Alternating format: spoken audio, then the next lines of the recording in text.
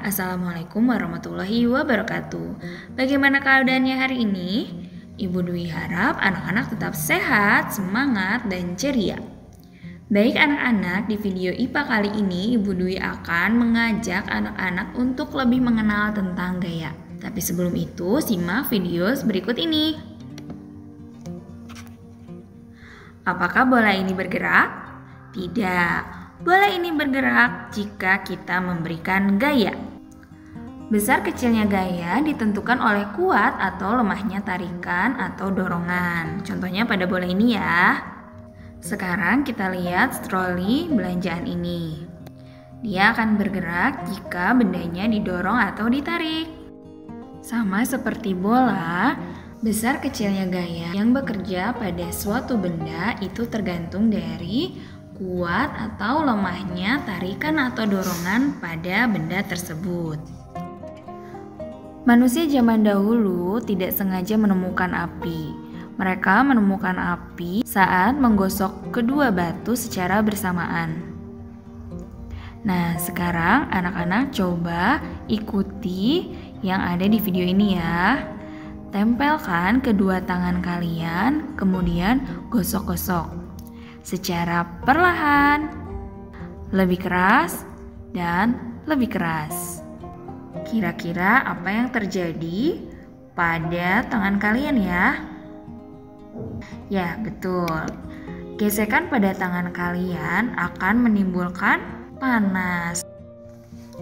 Itulah gaya gesek.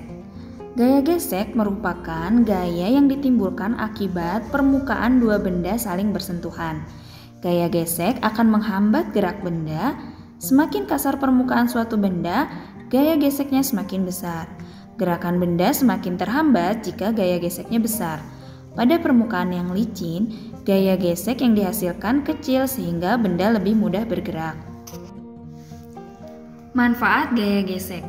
Manfaat gaya gesek dalam kehidupan sehari-hari antara lain sebagai berikut. Yang pertama adalah ketika berjalan. Kita tidak akan tergelincir karena adanya gaya gesek. Sepatu yang kita gunakan bergesekan dengan lantai. Alat sepatu yang dibuat beralur menghasilkan gaya gesek yang lebih besar sehingga kita tidak mudah jatuh.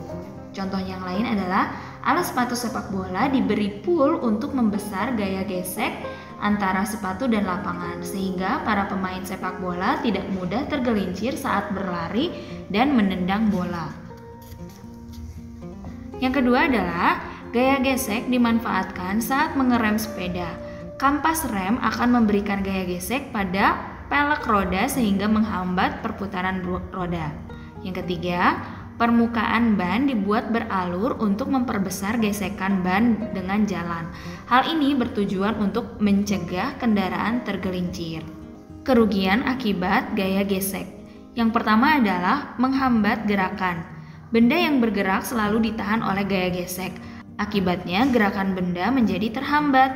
Misalnya benda yang didorong di lantai yang kasar lebih sulit digerakkan daripada di lantai yang licin. Yang kedua adalah mengikis permukaan yang bergesekan. Permukaan benda yang sering mengalami gaya gesek semakin lama akan semakin halus. Hal itu disebut benda mengalami aus. Contoh benda yang aus adalah ban sepeda yang permukaannya semakin lama semakin halus. Kerugian akibat gaya gesek dapat dikurangi dengan memperkecil gaya gesek. Bagaimana anak-anak? Sudah jelas ya video penjelasan dari Ibu Dwi? Video penjelasan dari Ibu Dwi cukup sekian. Terima kasih kepada yang sudah menyimak dan sampai ketemu di video selanjutnya. Assalamualaikum warahmatullahi wabarakatuh. Dadah!